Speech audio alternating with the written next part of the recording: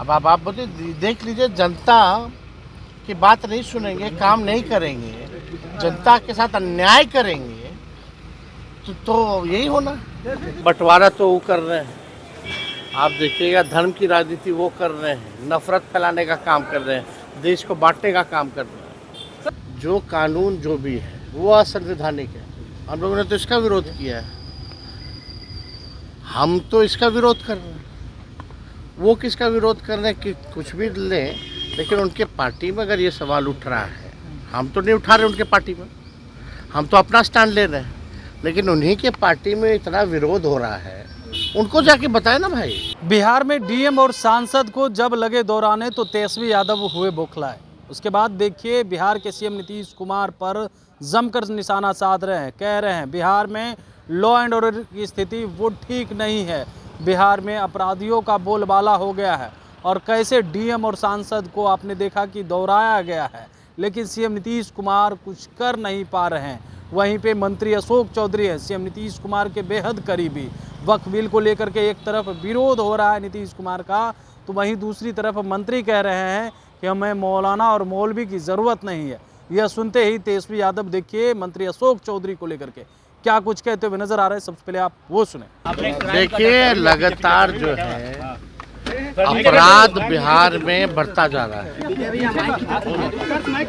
लगातार इस सवाल को हम लोग हमेशा उठाते रहे, चाहे सदन में हो या सदन के बाहर हो, और सोशल मीडिया पे भी या प्रेस रिलीज के जरिए भी बिहार में कितनी कहाँ घटनाएं हुई हैं, उसका भी एक बुलेटिन जो है हम जारी करते हैं। तो आप समझ सकते हैं कि बिहार में लॉ एंड ऑर्डर जो है उसका पूरी तरीके से क्रिमिनल डिसऑर्डर हो चुका है। मुख्यमंत्री अचेत अवस्था में है। अब तो लोगों को पकड़ के बताना पड़ता है, आरती कराना पड़ता है। तो आप समझ रहे हैं कि सरकार कैसे चल रही है।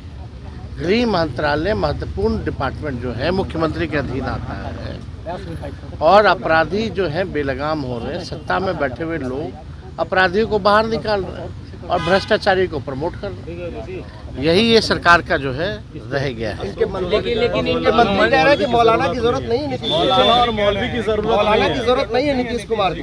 कौन? अब हमको इस पे उस पर क्या टिप्पा टिप्पणी करना है? हम तो इस पर कोई टिप्पा टिप्पणी नहीं करना चाहते हैं। हम तो पहले बोले थे कि भाई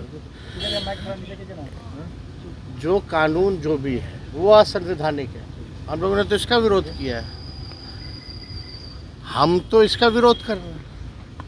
वो किसका विरोध कर रहे हैं कि कुछ भी लें, लेकिन उनके पार्टी में अगर ये सवाल उठ रहा है, हम तो नहीं उठा रहे उनके पार्टी में, हम तो अपना स्टैंड ले रहे हैं, लेकिन उन्हीं के पार्टी में इतना विरोध हो रहा है, उनको जाके बताए ना भाई।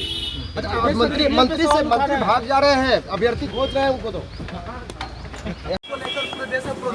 और पीएम बोल रहे हैं कि कांग्रेस और यूपीए गठबंधन है वो तुच्छता की राजनीति कर रही है। बंटवारा तो वो कर रहे हैं, आप देखिएगा, धर्म की राजनीति वो कर रहे हैं, नफरत फैलाने का काम कर रहे हैं, देश को बांटने का काम कर रहे हैं।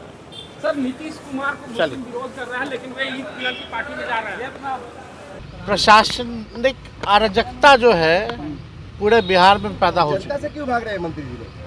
अब आप बोले देख लीजिए, जनता की बात नहीं सुनेंगे, काम नहीं करेंगे, जनता के साथ अन्याय करेंगे, तो यही होना। तो आपने सुना मंत्री अशोक चौधरी को लेकर के कह रहे हैं कि देखिए ये क्या बोल रहे हैं, हमें इस पर नहीं कुछ बोलना है, लेकिन हमने वक्फ संशोधन बिल का विरोध किया है। अब उनके ही पार्टी के नेता कुछ विरोध कर रहे हैं, तो सीएम नीतीश कुमार पता चल रहा है कि किस अवस्था में, वो साफ तौर पे पता चल रहा है कि अचेत अवस्था में। वहीं आज शिक्षा मंत्री के गाड़ी में एक छात्रा वो लटकी रही सप्लीमेंट्री रिजल्ट की मांग को लेकर के, लेकिन मंत्री जी गाड़ी को भगाते नजर आए। उसको लेकर के भी कह रहे हैं कि देखिए नौकरी और रोजगार के नाम पर कैसे भाग रहे हैं, उनसे सवाल पूछिए। कमलेश कुमार, लाइव बिहार, पटना।